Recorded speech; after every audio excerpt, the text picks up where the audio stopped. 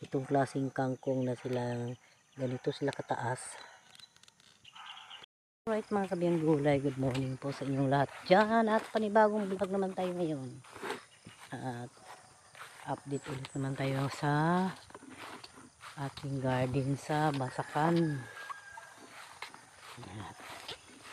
At siyempre mag-iisa muna tayo ngayon dahil sila Tiyot Lola at Nanay Suwerd ay mayroon ba silang trabaho sa umaga, kaya una muna tayo sa Basakan. Baka mamaya hahabol talaga sila Nanay Suwerd at Tiyot Lola. Ang 4 na araw na ngayon na hindi ko na-update yung garden. Tapos 2 araw na malakas ang ulan. Baka ano na kayang nangyari doon sa gulayan. Baka basang-basa talaga sila sa ulan ngayon. Okay lang yung kangkong, masaya sila pag maraming tubig, pero yung batong sitaw at saka okra, iwan ko kung ano ba sila ngayon, masaya ba sila o basang-basa sila sa ulan, kasi hindi naman pwede talaga sa palagi silang mabasa. Abang-abang na lang tayo pag pagdating sa gulayan. Ayan na, makita na natin mga kabiyong gulay yung mga ano. Ayan, dito na ako sa Basakan. Ayan na. Nakita na natin kung ano na talaga ang kanilang kalagayan.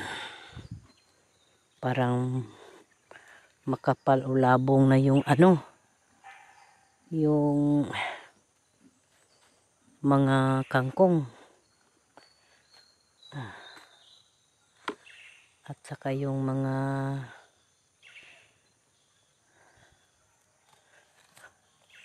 sitaw parang nag-uumpisa na silang gumapang sa ginagawa naming gagapangan. Tingnan nyo.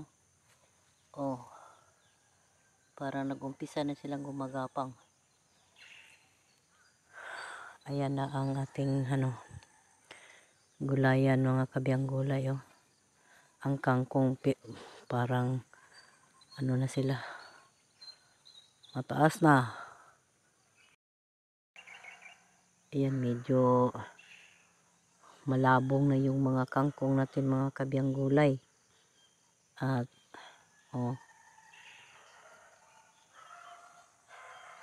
yung linya talaga ay talagang klarong-klaro na talaga sila na mga kangkong. Ayan. Ayan pwede ito talaga mga kabiyang gulay. Itong klaseng kangkong na sila, ganito sila kataas. Ayan. Ito nakataas yung kangkong. Kaya ito, pwede na siya talagang harbisin. Baka bukas linggo na, diba? Mataas na yung nila. Mataas na diba? Haba na. Talaga na silang harbisin. Kaya baka bukas mga kabiyang gulay, harvest na kaya siguro talaga kami dito. Kasi naman pag sabay-sabay namin dito sila harbisin, hindi naman talaga sila siguro mag-ayaw na yung mga komprador. Buti kung nasa ano tayo sa syudad. Okay lang pero nandito tayo sa lungsod. Hindi kaya ubusin itong tangkong. Itong daming tangkong, itong karaming tangkong. Pag lahat ay sa isang harbisan, ubos lahat sila. Hindi talaga sila mauubos sa pagbibinta. Kaya kailangan mag interval tayo ng isang araw. Harvest ngayon, bukas hindi, at sa sunod namang araw. Oh.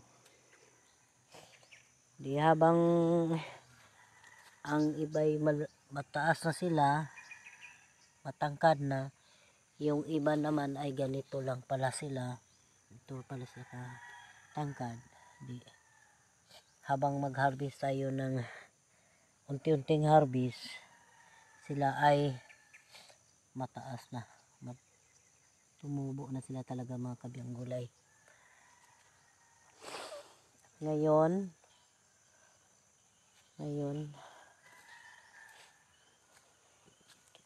ikot lang muna tayo dito sa may okra. Kasi ang okra, ito na ang okra, yan, ang taas ng linya ng okra. Dito sila. Pero, nagkakaiba sila talaga mga kabiyang gulay. Kasi yung isang linya, makita naman yung medyo siya makapal. Ganda ang kanyang tubo. Pero yung sa ibang siyempre dito sila sa kanal. Di ba? Kita niyo sa kanal. Kaya nagawa kami ng ideya kung saan ang tubo na medyo maganda para sa sunod naming pagtatanim dito.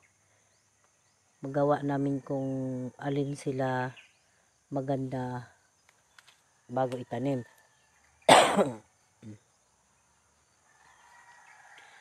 Kaya ngayon ito mga kabiyang gulay, ito tawag dito sa amin ay ginawa yung magandang tubo ditong isang linya. Ginawa namin silang tawag sa Bisaya ay kahon-kahon. Gilid, bawat kilid, itong kilid, kabilaang kilid niya ay mayroong siyang kanal.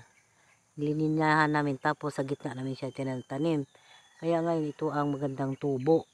Pero dito sa mismong linya, makita nyo mga kabiyang gulay na medyo hindi okay ang kanilang tubo. Pero tumutubo sila, pero hindi naman sila masyadong maganda.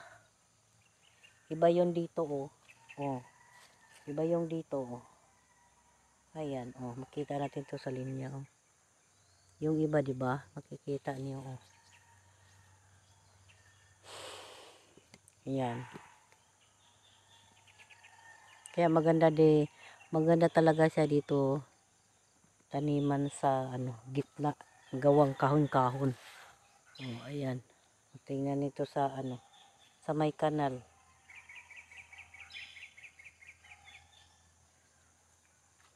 Pero sa kangkong okay lang talaga, nandito sila sa kanal kasi talaga nilang gusto yung tubig.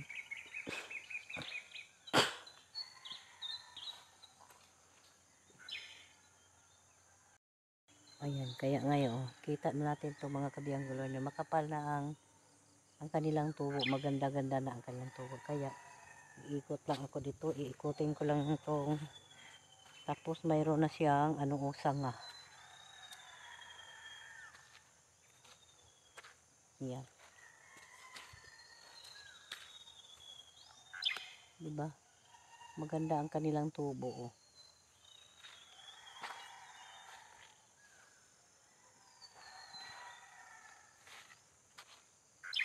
ikot-ikot lang ako dito sa iba talaga yung tubo sa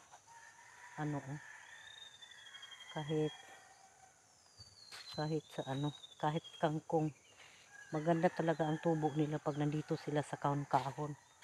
Iba yung nasa kanal, maganda talaga yung dito sila sa kanal sa sa kahon-kahon. Kitang-kita natin talaga yung yung kangkong, klarong-klaro na talaga.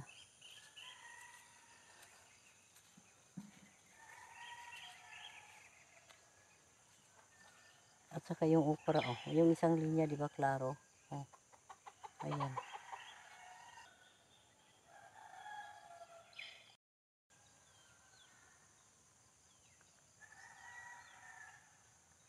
Ang kapal. Kapal naman talaga ng mga kangkong. Oh, ganda naman natin sila tingnan.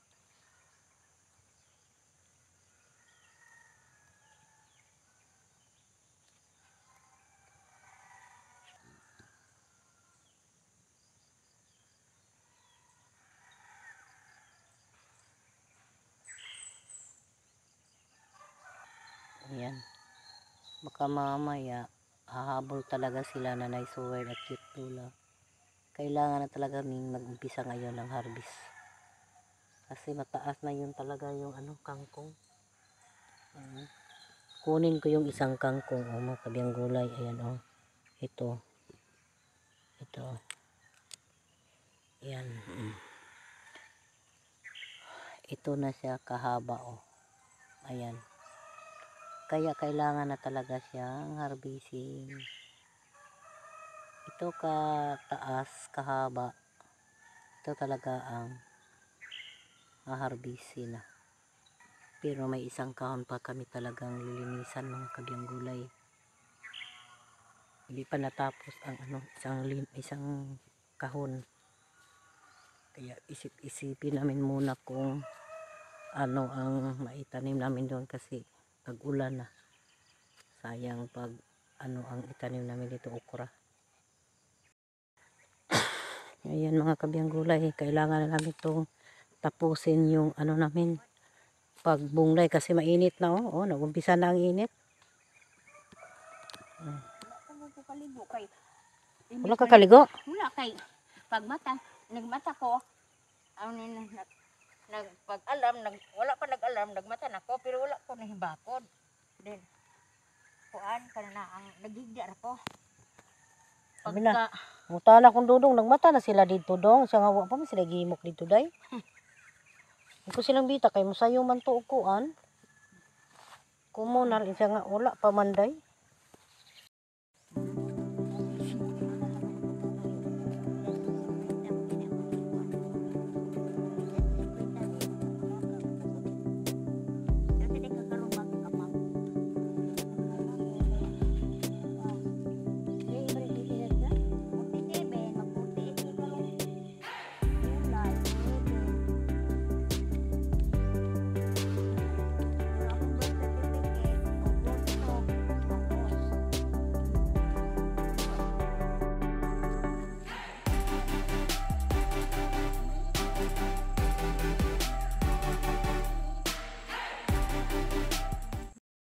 aburdo. To tanan isuon sa kong papa dito. San Carlos City karumdum ka. Ay nan dito bugo. Ako pangutan no to tiyo kay gamay pa. Wala na lang namatay na sa papa, may kabalik. Ato ubanta dito to. Mo biya na pila ra plete. Ay gatik ni mo geng. Ay nagtik ni mo sa Yuta ko no. wala. Ha? Wala.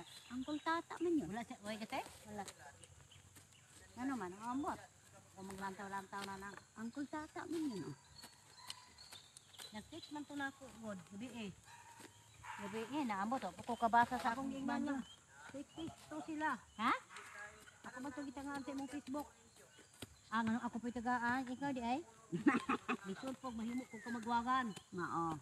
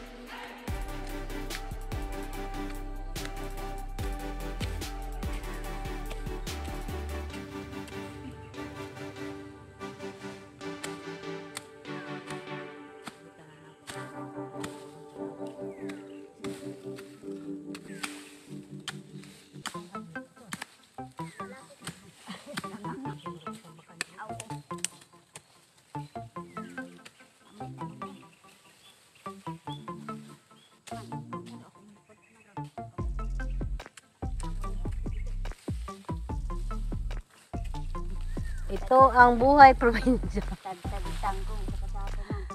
Inani ka pang dito sa amo atson, gitamnan pa na og mga kuan, bit daat ra ba na bit. Nabitas na gyud kamot ana bit. Kanao kana si babaw son. Kanao kana o. Pero ana Puno ano ko kaon. para na tayo sa ano sa di ba? Sa Asyenda ng Basakan. Asyenda ng Tangkong. Ayan mga kabiyang gulay, dito na nagtatapos ang aming pagguna sa isang kahon na pangatlo. Ayan. At hanggang dito na lang ang ating vlog kasi makapoy na kaayo. Ayun. Bye-bye. Bye-bye. Hanggang dito na lang tayo. Kasi gutom na. Bye-bye. Bye-bye. Mga kabiyang gulay. Sana. Sana may biyang gulay pa. Bye-bye. Yan. Babay ka, katsuna. Basta nga. Yan, I love you all. Sana ano na ayos na ang ano ni Biyang Gulay. Hanggang dito na tayo yan. I love you. Bye-bye.